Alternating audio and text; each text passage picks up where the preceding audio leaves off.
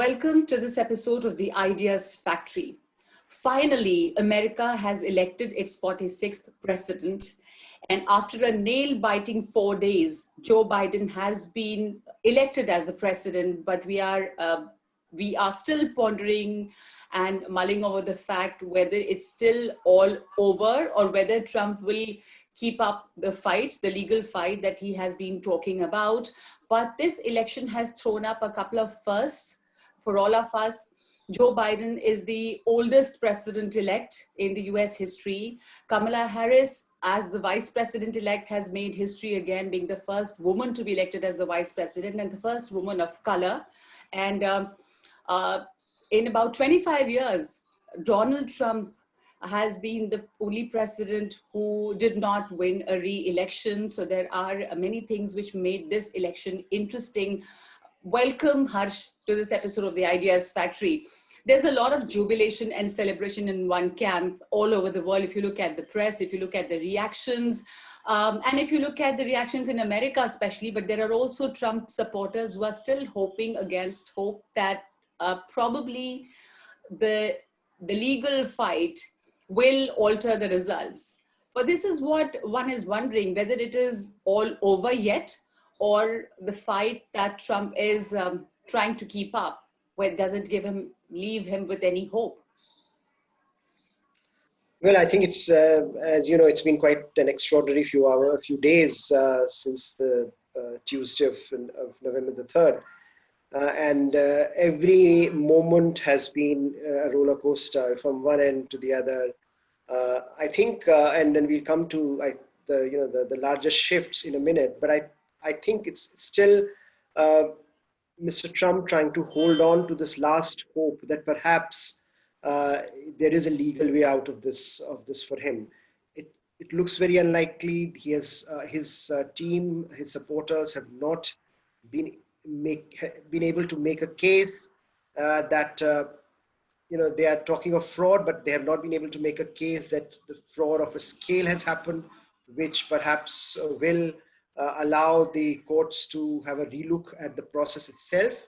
They're trying to raise questions around the process and the structures that have been created in the US. And there is certainly much to be desired in the way US conducts its elections. But I don't think the kind of statements, the kind of questions that Mr. Trump and his team are raising there is any hope for him in the short term. And clearly, with the kind of victories, with the kind of, it has been a nail biter, but Mr.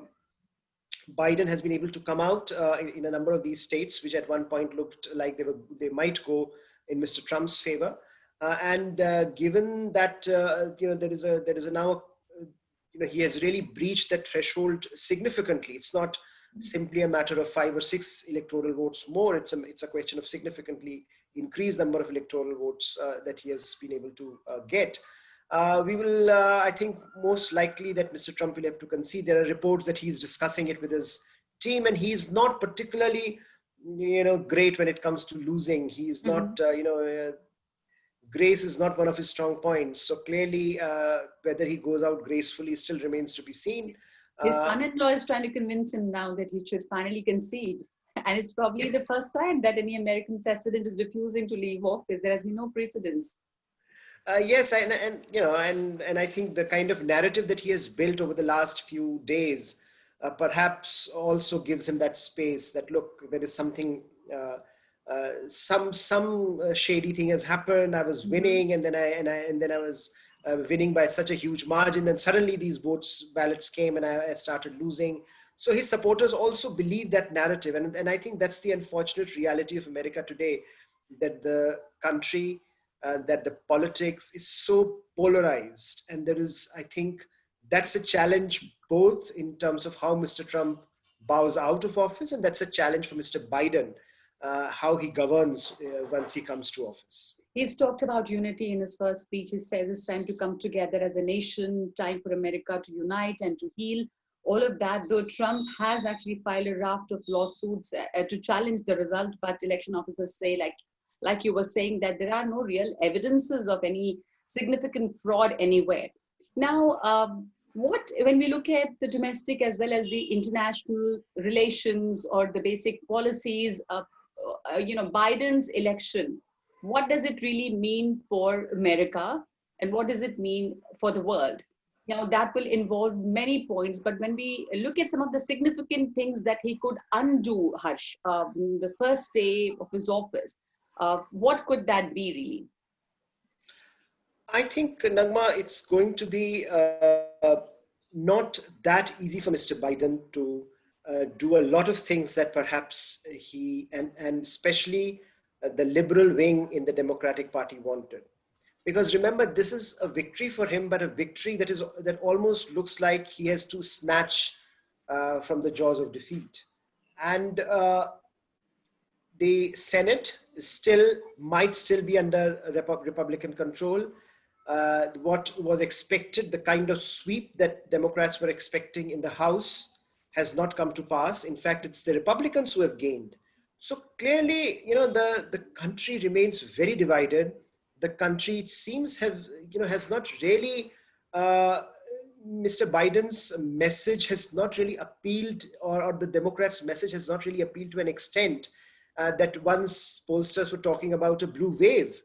The blue wave never came. And it's quite extraordinary that he will have to now contend with a Senate and also a country that remains very polarized. So Mr. Trump might leave, but Trumpism is not going anywhere. And the idea that he has to govern from the center, I think, is going to be his mantra, because that's the only way he can govern.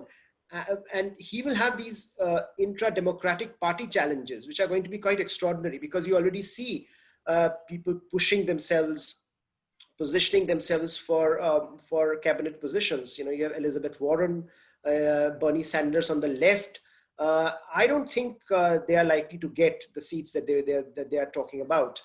But clearly, it shows that the challenge that they are facing, the Democrats, and the Democrats are already turning against each other, because there is a sense that somehow going far to the left cost them a lot of these seats, which they could have won easily. So I think what the challenge for Mr. Biden is going to be, that how does he fulfill some of the commitments that he has made to constituencies that are quite diverse. So on the one hand, you have the left, the progressive lefts, as they are called.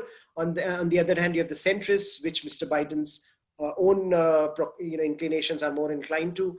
So how will he manage these divisions? And these divisions are only going to go starker once these questions about cabinet berths, administrative positions become more and more relevant. So, but I think a few things that he's likely to do, which Mr. Trump also did, was to use executive orders. Yes. Because executive orders are used quite often in the past when you don't really have the congressional support, and the legislature becomes really marginal to a scheme of things. So I think some of the things that perhaps he may want to do, for example, on his first priority is going to be coronavirus, handling how to govern in an age of corona, and what to do about the health crisis that is now that has really now taken a toll both on the psychology of Americans as well as on the larger economic aspects of the country.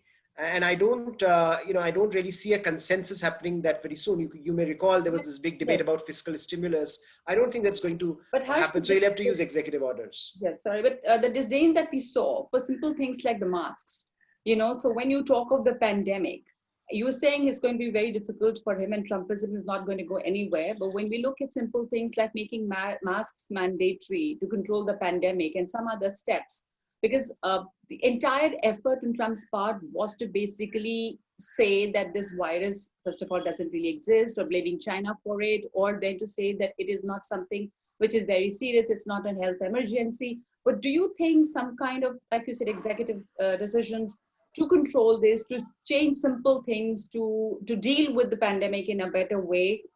He's also talking about, civil rights and an equality act that he wants to be passed. So those things on which Trump was heavily criticized. Yeah, I think that is those things are relatively easy to do in the first few days, and those things would not require the kind of legislative heavy lifting that would be needed. So I think those things will come relatively easily, or perhaps he might want to do that as he transitions. But I think in America, the peculiar nature of American federalism also means that the states are so powerful. Yeah. So, and you have here states where 24 of them voted for Mr. Trump, so almost half. So, so clearly, to push his narrative, because remember the narrative was also very different. He has been talking of coronavirus as a health pandemic, whereas Mr. Trump was talking of this as an economic problem. So clearly, a lot of the people have bought into the economic argument if you go by the number of votes Mr. Trump got. So he will have to balance those out, that there is real need for economic heft to be put into the system. So what happens to the fiscal stimulus, which has been debated for a long time but has not been passed? What happens to some of the emergency measures that perhaps the administration wanted? So clearly there are things that he will do, but there are limits to what he can do, because clearly the states would not be willing to take on a lot of these measures for fear that these might stifle economic growth, which I think both at this point in time remain very, very valid It reasons. has been a very difficult time for the economy as well. What measures can he take looking at the pandemic? And Trump has been talking about America first. So that America first priority has to be there. Probably the time is such that he cannot not talk about this. But at the same time, he plans to increase the high-skilled visa, including H-1B, and eliminate limit on employment-based visa for the country, which can also benefit thousands of Indians. But would it be easy for him to do that also at a time when the economy has been in a very tough situation, and there have been heavy job cuts, people have lost jobs?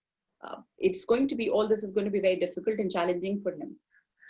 Yes, I think it's going to be challenging. It's going to be difficult, but I think this is something that he can do because there is a demand from domestic industry as well. So he can square the circle.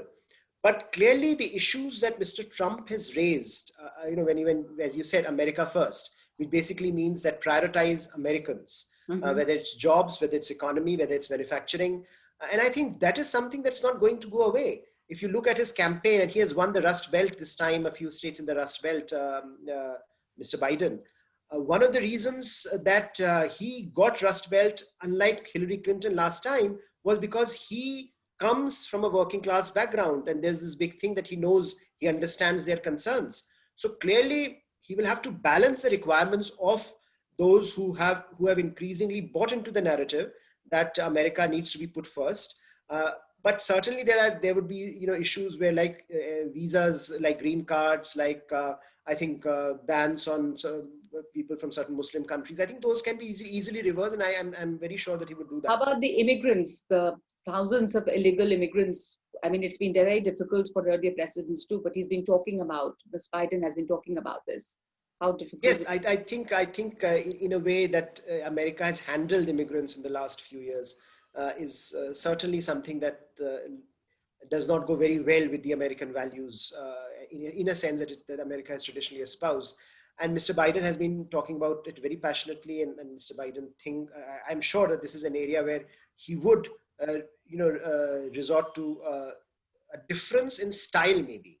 See, substance-wise, I'm not so sure whether he would be willing so early in the day to move on issues where Americans are feeling the pinch at home, and he would open the doors for immigrants to come in and become American citizens. I think there are issues of substance and issues of policy and issues of style. I think his style would be more conciliatory. His style would be more deliberative, more engaged with allies and partners. But on substance, I'm not so sure whether he has that space to do things dramatically differently, especially in areas where Americans have given him a message that 47% of them are with Mr. Trump on the larger issues of the day.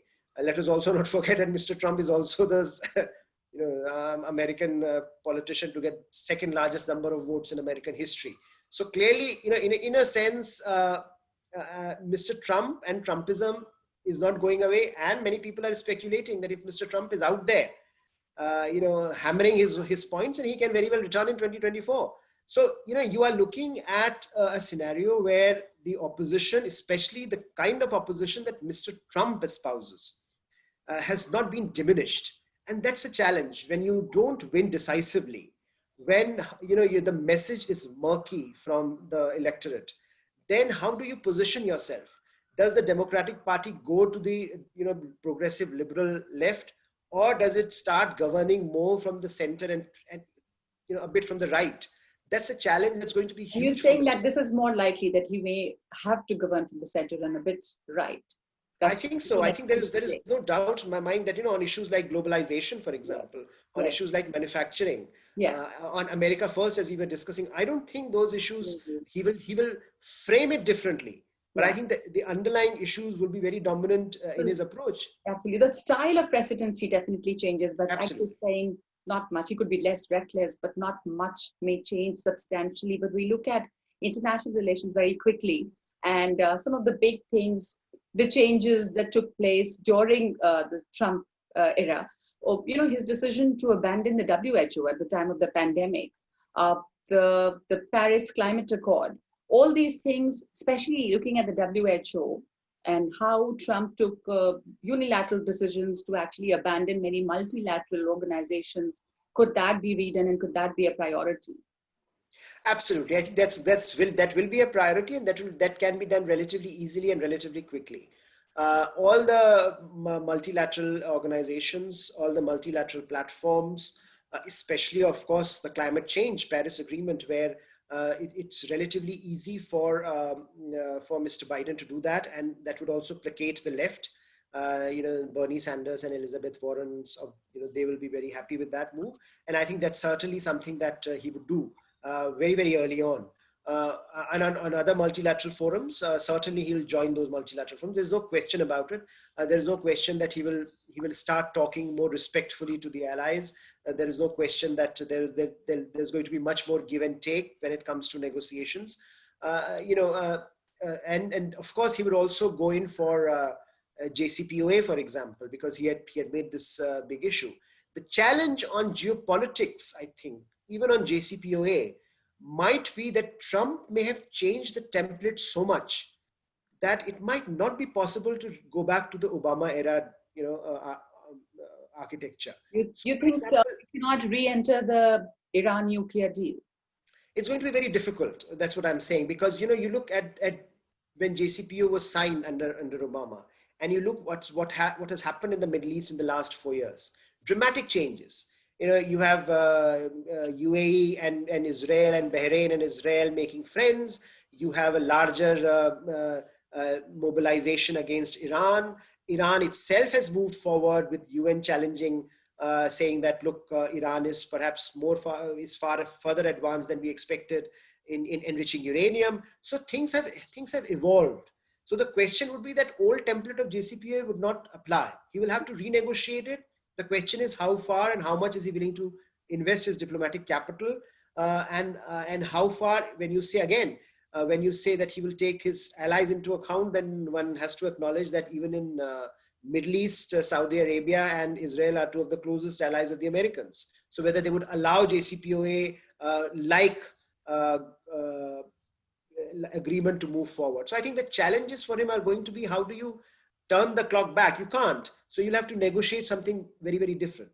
This is not the case with climate change, because he just has to join Paris Climate Agreement, which every other country in the world has joined except the US. Yeah, very quickly, you talked about the Middle East, and there was, most people felt that Trump has been good for the Middle East. Most of the countries like Saudi Arabia, for example, the Crown Prince Mohammed bin Salman, especially in the Khashoggi case, Trump helped him. So, do you think the Middle East is looking at this change with caution now? Biden being the president-elect, and Trump was good for them. I think so. I think they would be wary of what happens, because I don't think they had a good experience with Obama, Mhm. because Obama was seen as someone who, despite, for example, Saudis being very close allies of the US, actually dumped Saudis. Was really moved. He did not engage with the Saudis on JCPOA. There was a sense that Obama moved um, uh, American foreign policy in a direction that many of America's resident allies in the Middle East did not want. So clearly, there is a dichotomy here that Mr. Biden is coming saying that, look, I'm going to talk to the allies, and allies may not want what he might think was the crowning achievement of his of his administration in which he was vice president, which was JCPOA. So I think certainly the region will be looking at this with some degree of wariness. But they also recognize the changes that have happened, and they would also engage with this administration as if this is a new administration, given that every administration that comes in, you have to assume that they're coming with a blank slate, and they will try to have their own imprint on the foreign policy landscape. So I'm sure it's not as if Mr. Biden is going to replicate everything that Mr. Obama did. He's going to be his own foreign policy president, and he was right to have his own imprint on what he does in various parts of the world. What does that mean for India? There are many papers have spoken about it. Many people are of the view that there's a sense of relief in New Delhi as known India allies back. Prime Minister Modi has congratulated Joe Biden, saying that as vice president, his contribution for the India-US ties have been great and memorable. New Delhi is looking at it with a sense of relief. So what does it really mean for India? Any significant changes that we can think of in the way India-US relationship was going forward? I think India is one country where perhaps there was great consensus between the two platforms, the Trump campaign and Mr. Biden's campaign. You see the kind of outreach that Mr. Biden did for India and Indian Americans, very similar to what Mr. Trump did. Mm-hmm. I mean, Trump has been, by and large, a good president for India. Even if you compare it to some of America's closest allies, the kind of language he has used, the kind of diplomatic problems he has created, India came out relatively unscathed. Yes, we had our troubles on trade, but those are long-standing ones. Even under Obama, we were facing the same problem.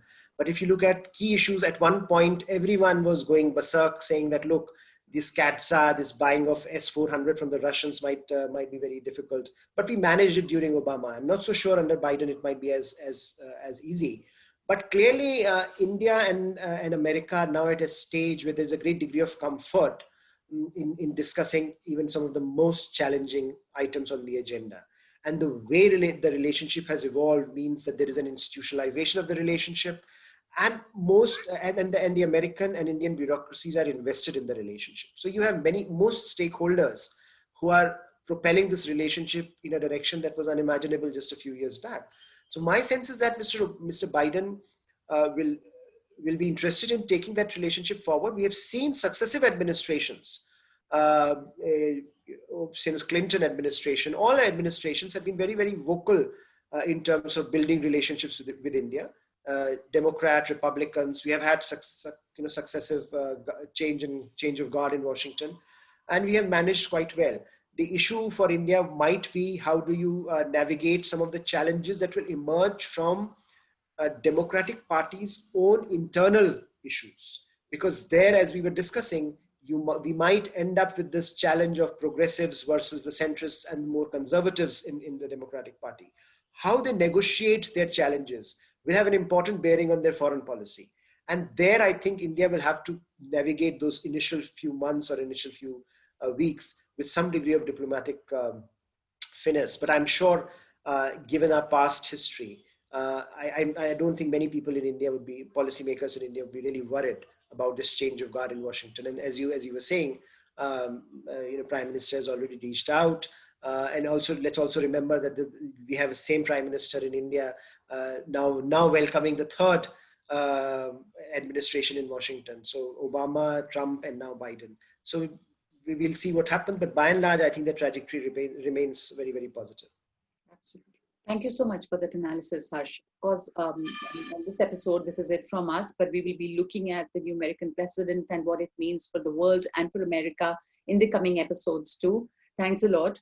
We will also discuss probably in the coming episodes of, about Kamala Harris. India is so jubilant about her Indian roots and her creating history by becoming the first woman, and that to a woman of color of Indian origin, becoming the vice president. But that's it from us for this week. Thank you.